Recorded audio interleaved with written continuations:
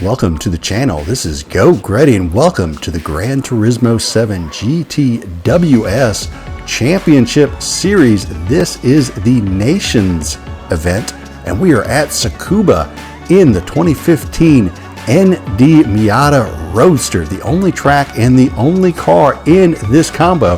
Say that 10 times real quick and then stick around and check it out. All right, now that that tongue twister of an opening is done, thank goodness I got through that. The lobby opens up, and it opens up quickly. I'm like, wow, that was fast. PS5 flows these lobbies really quick.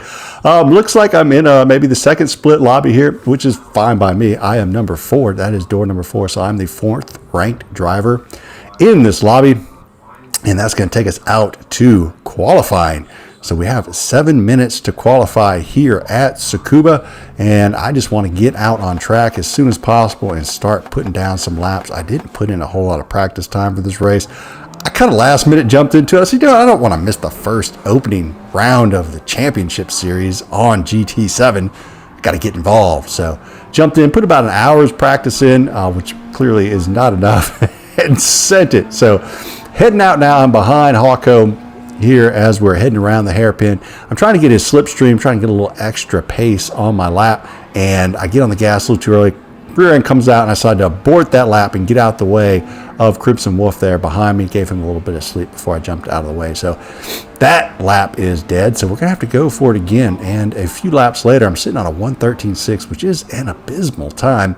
And I go wide into the first hairpin, then get bumped from behind and lose the rear end. So I'm like, I got to abort this lap too. So I pull over here to the side, and I have to let a plethora of cars go by. I've got this huge line of Miatas coming. So I just stick over here to the right out of the racing line.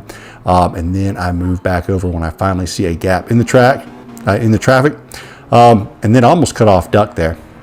Apologies there, Mr. Duck, quack. And, but I didn't. And then he took a really wide line there, so I hope I didn't distract him too much on that lap, which I'm sure I did, so apologies, sir. But anyway, try to have some track awareness out in qualifying. I was doing my best to stay out of everyone's way after I made a mistake.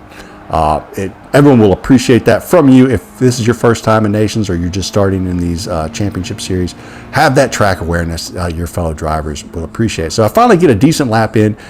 It was a 1:12.305, which was good enough for 12th position. So here we are, start of the race. Let's get into strategy. Tire wear is 1, fuel usage is 1. So the strategy is pretty limited. It is a sprint race and it is 5 laps. No need to pit for tires, no need to pit for fuel.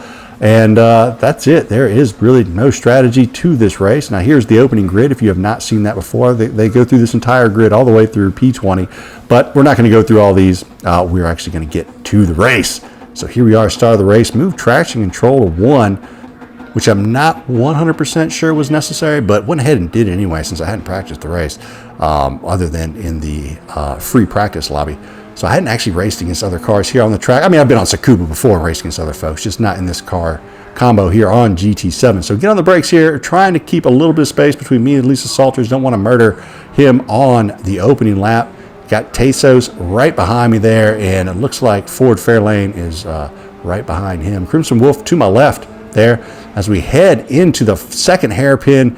Just doing all that I can to do some side-by-side racing, keeping it clean, trying to find somewhere to slot in and get into a single file line, because the longer I stay out here on the outside, the worse it's going to get for me. So finally, that opens up for me here, and I slide in between Lisa Salters and Tesos Ant, and we're heading towards the final hairpin. So there are 3 hairpins on this track. This the third. Tesos take a peek down the inside, but finds my rear bumper, and then Zero Duck gets into him as we come out the other side, and I am behind Lisa as we head down the straight. I'm flipping through to my mini map now that I have an opportunity to do so, and I don't really like the mini map in GT7. It's awful small down there. It's really hard to even see the arrows. Before, you could really clearly tell if someone was alongside you in a corner. Now it's really kind of hard to tell, especially when you're an old man like me, and you probably could use some spectacles when you're racing.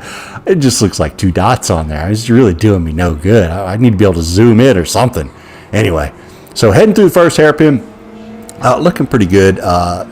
really, I'm hoping for Gretty passes because it's really super hard to pass. Now, if you look over there on the left where that arrow was, you'll see I'm 0.395 seconds behind Lisa Salters, and behind me, Tassos Antonio is 0.654 seconds. So that gives you your gap between who's in front of you and who's behind you. And then the red, that is your gap to the leader of the race. So I'm 7.1 some odd seconds behind Driftinator, who is in P1. So goal is to keep the guy behind you 3/4 of a second back. That means he is out of your slipstream as I go for a move down the inside of Tassos in the third hairpin on lap number 2, but does not work out for me. He carries a little more speed around that outside. I'm trying to look for a move here, but obviously I don't want to murder my opponent in the process of making that move.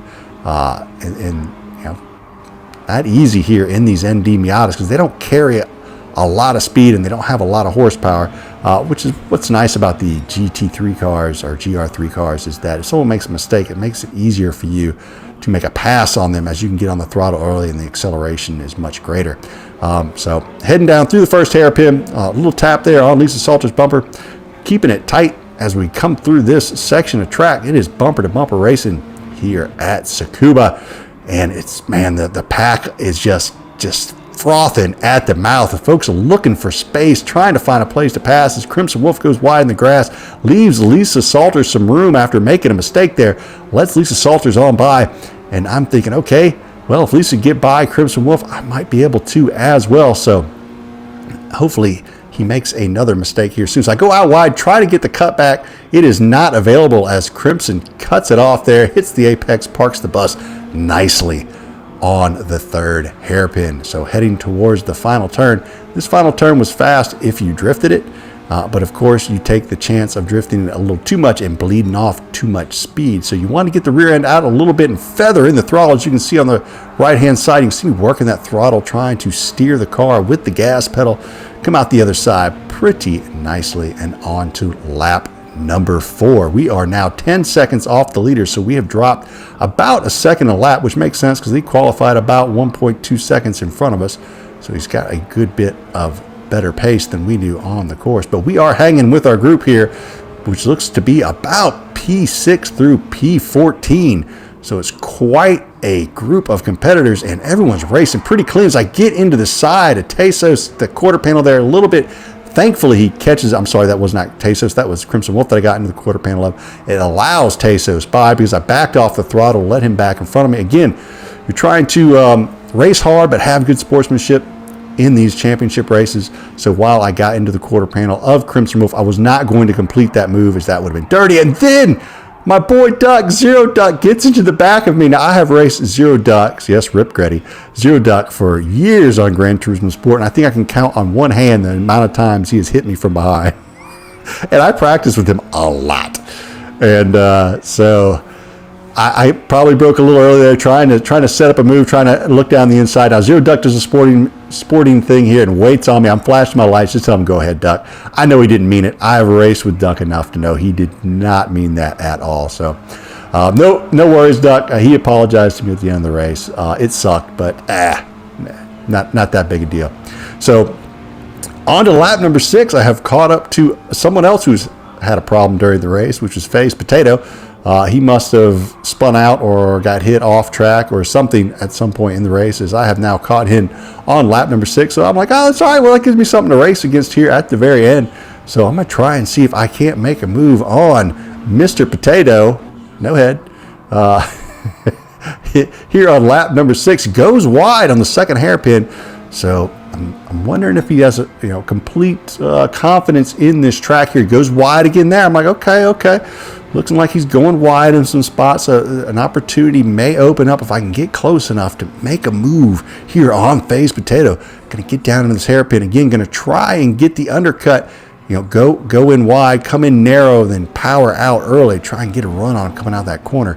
Doesn't seem to quite work out. So fast forward down the straight into the final turn. I carry some good momentum out of that corner. I'm about half a second behind him here. Again, just trying to get the cutback, trying to force him to go wide, maybe carry too much speed in there, just peeking down the inside, trying to hopefully make him nervous, maybe make a mistake so that I can move up from 18th 17th position.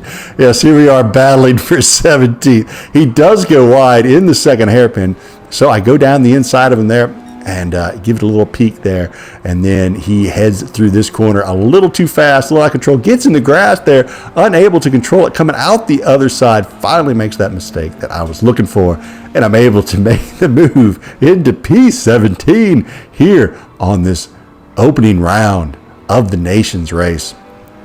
Has not been a glorious start for Gretty. I will not be picking up from where I left off last year, or last season, not last year, in GTS with a win. I will be starting off with a did not finish last as I crossed the line in P17. So rough opening session here in the Nations. I did have fun though. I had some good clean driving in there, so it was really enjoyable. Doesn't show me the points here anymore. I was like, where are my points? I don't know how many points I got. Anyway, hope you enjoyed the action. If you did, hit the like and or subscribe. Come back, check out some more of the action. I'll be putting up more videos of Nations, manufacturers, guides, tips, anything I can think of to come up with. And come back and check it out. Until then, y'all have a great evening. DJ Clee, take us out of here.